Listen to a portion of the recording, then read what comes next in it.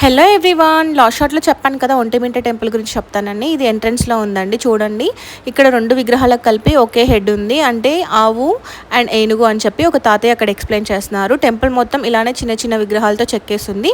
ఈ ఒంటిమిట్ట టెంపుల్ని ఏకశిల నగరం కూడా అని పిలుస్తారని చెప్పారు.